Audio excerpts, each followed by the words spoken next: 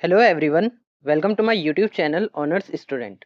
तो हम sampling distribution कर रहे थे, तो उसका नेक्स्ट टॉपिक है sampling distribution of number and proportion. तो सैम्पलिंग डिस्ट्रीब्यूशन में हमने फॉर्मूला पढ़ा था, वो होता है एक्स माइनस में म्यू अपॉन में स्टैंडर्ड एरर। तो जो म्यू था ये होता है मीन। लेकिन प्रपोर्शन की जहाँ पे बात आती है वहाँ पे बाइनोमियल का कॉन्सेप्ट यूज होता है। तो बाइनोमियल में हमने क्या पढ़ रखा था कि मीन कैसे निकलता है, मीन निकलता है एन इंटू पी। और स्टैंडर्ड एरर कैसे स्टैंडर्ड डेविएशन कैसे निकलता है, N multiply P multiply Q. अब ये क्यू क्या है, क्यू होता है 1 minus P. Same concept proportion में भी आता है, बस नोटेशन चेंज होती है, क्या पी की जगह पे पाई आ जाता है, इससे ज्यादा और कुछ चेंज नहीं है। तो एक्स फिर क्या होता है म्यू, म्यू मतलब मीन। तो मीन की जगह पे यहाँ पे क्या आएगा, एन इंटू में पाई। एन इंटू पाई क्या है, ये मीन ही है। ठीक है, सेम वही बाइनोमियल वाला कॉन्सेप्ट यूज हुआ है। और फिर आता है स्टैंडर्ड एरर। तो स्टैंडर्ड एरर कैसे निकलता है, तो बाइनोमियल में जैसे हम निकालते थे एन पी क्यू, वैसे यहाँ पे निकाला एन, पी की जगह लिखा है पाई, और क्यू क्या होता है 1 माइनस पी, तो यहाँ पे आ जाएगा 1 माइनस पाई। तो ये इसका फॉर्मूला है। तो जहां भी प्रपोर्शन का केस आएगा वहां पे बाइनोमियल लगेगा। तो अभी एक क्वेश्चन देख लेते हैं, तो आपको पता चल जाएगा कि कैसे यूज हो रहा है। तो क्वेश्चन है, a large shipment of picture tubes is known to contain 10% defectives. तो जो प्रपोर्शन होता है वो परसेंटेज में दिया होता है। ठीक है, मतलब प्रपोर्शन का मतलब होता है एक हिस्सा। तो यहाँ पे 10% जो होगा ये होगा पाई।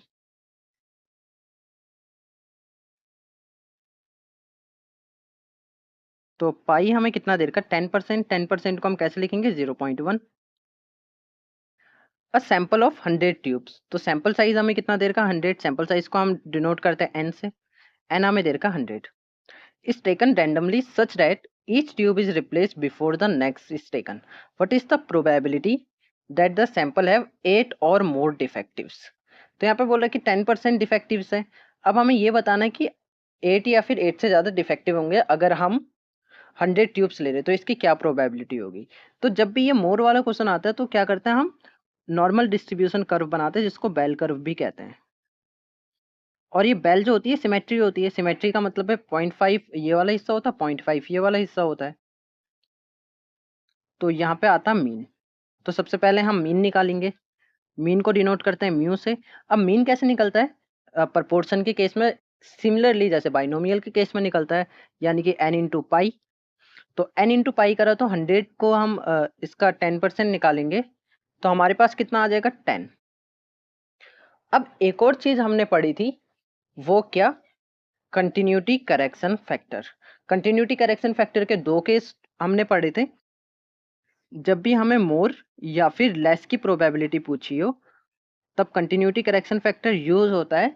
कब, जब इसकी दो कंडीशन फुलफिल हो जाए, यानी कि एन इंटू पी जो मीन है वो ग्रेटर देन इक्वल टू 5 आए, एंड यहाँ पे एंड है और नहीं है, एंड स्टैंडर्ड डेविएशन जो है एन पी एन क्यू, इसकी कैलकुलेशन भी ग्रेटर देन इक्वल टू 5 आए। तो ये चीज तो ग्रेटर देन इक्वल टू 5 आ गई है, तो इसलिए ये चीज मैंने बता दी कि कंटिन्यूटी करेक्शन फैक्टर का भी हमें सोचना पड़ेगा। अब आगे देखते हैं, अगर एन पी क्यू भी ग्रेटर देन इक्वल टू 5 आ जाएगा तो कंटिन्यूटी करेक्शन फैक्टर लग जाएगा। और अगर नहीं आता है तो हम कंटिन्यूटी करेक्शन फैक्टर लगाना जरूरी नहीं होता हमारे लिए। अगर कोई लगा देता है तब भी ठीक है, नहीं लगाता तब भी ठीक है।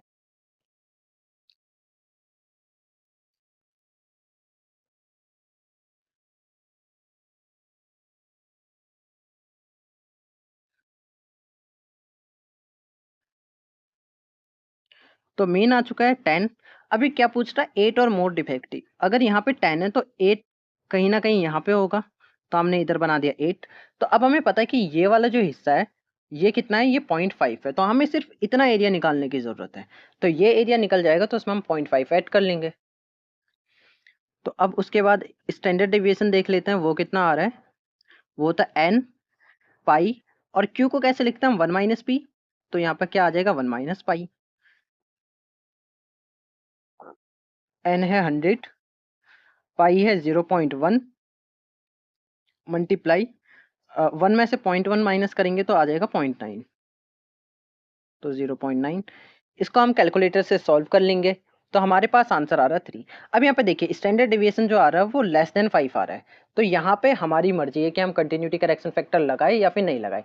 एग्जाम में इस तरह से तो नहीं आएगा कि जिसमें कॉन्फ्लिक्ट सिचुएशन हो रही हो, या तो वो एग्जाम में डायरेक्ट आपको ब्रैकेट में लिख के दे देंगे कि यूज कंटिन्यूटी करेक्शन फैक्टर, या फिर हम ऐसा क्वेश्चन नहीं आएगा। आएगा तो या तो दोनों ग्रेटर देन 5 आएंगे या फिर दोनों ही लेस देन 5 आएंगे।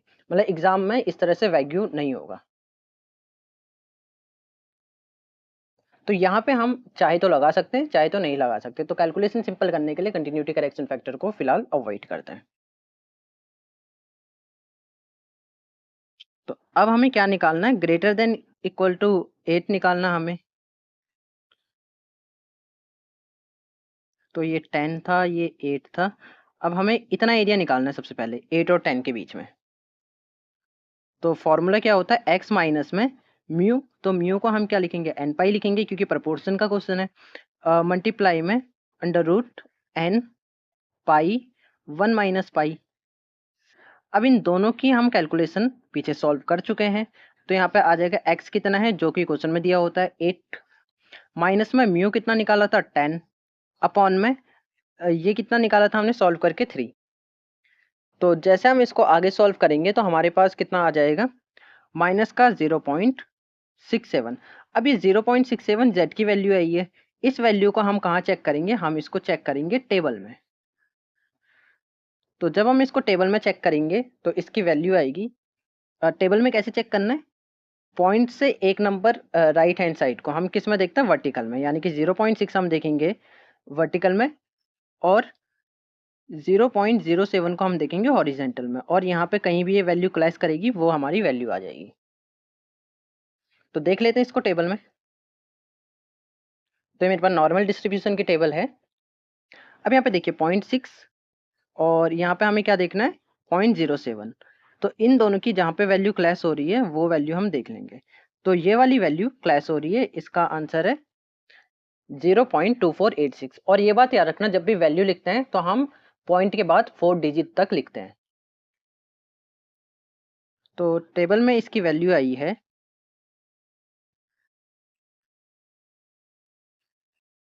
0.2486।